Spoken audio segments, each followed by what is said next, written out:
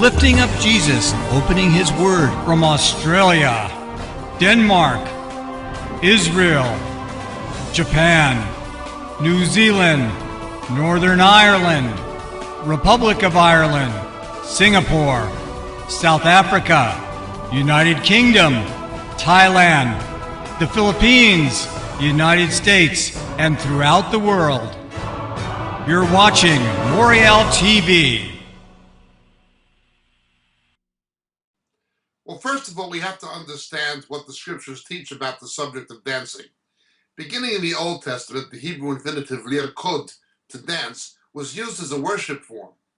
Much to the disapproval of King David's wife, the daughter of King Saul, Michal, David danced mightily in the spirit, and he was apparently stripped down to the ancient equivalent of underwear when he did it. She found this public display dishonoring to her, not so much to David or even to the Lord, but to her personally. And as a result, God struck her barren. The Lord accepted it as valid worship. She had been the daughter of a king. She had been the wife of a king, but she would now never be the mother of a king. Under God's judgment, the Lord approved of David's dancing in the spirit as a worship form. And so we see in the Exodus, when Mary, that is Miriam in Hebrew, took the timbrel, the Toth Miriam in Hebrew, and began dancing before the tribes of Israel, the horse and rider thrown into the sea, leading the women and singing the song of Moses. Again, it was a biblically acceptable form of worship.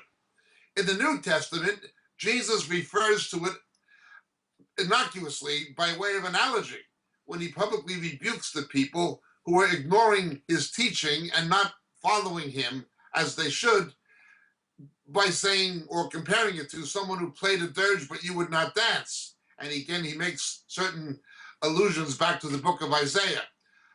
So there is nothing in scripture that inherently forbids the practice of dancing per se, nothing at all.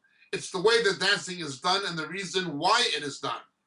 Now, of course, in the world of seductive dancing, there is dancing that is sexually connotated, that is basically demonstrations of public lewdness and things like this. But dancing is a neutral thing. It can be done either way.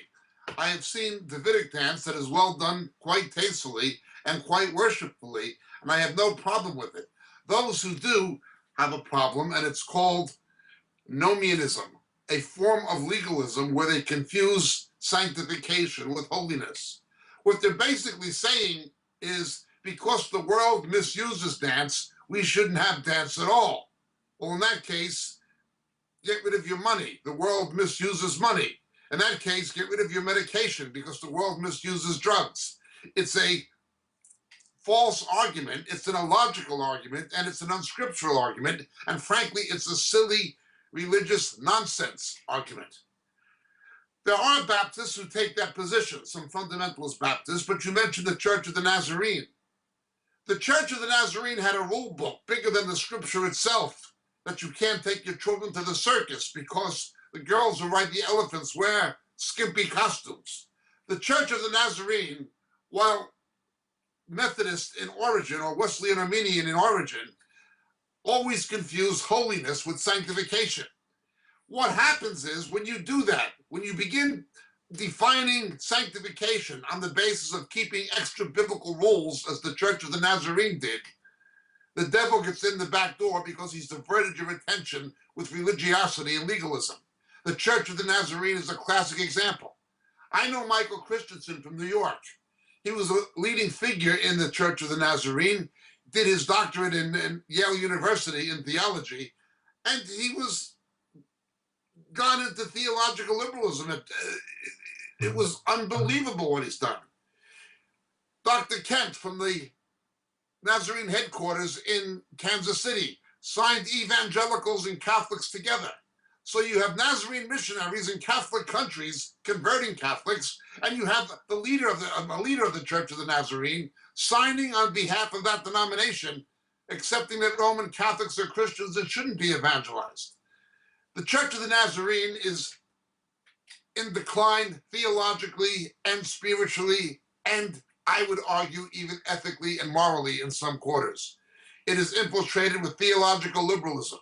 And the way that the devil bushwhacked them, hoodwinked them, was to get them to focus on legalism and confusing legalism with holiness. This is the Church of the Nazarene. They're Dr. Kent signed evangelicals and Catholics together.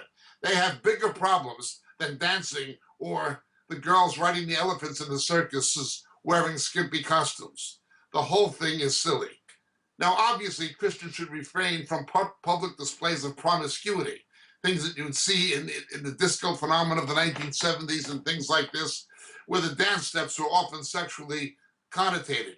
Simply public promiscuity, sexually charged dancing, things that should not be demonstrated in any kind of public way by Christians, should be something, should be simply obviously the reserve of the marriage chamber and not outside of that. This is clear. We avoid the world's interpretation of dancing when it is of a promiscuous nature. But to say there's something wrong with dancing in and of itself and the church should forbid it is complete religious nonsense. It has no scriptural foundation whatsoever. It is a diversion. Legalism, nomianism are not holiness. Walk in the Spirit, you will not fulfill the desires of the flesh. Biblical rule keeping will avail nothing, we're told in Romans. My name is Jacob Prasch. Thank you so much. God bless.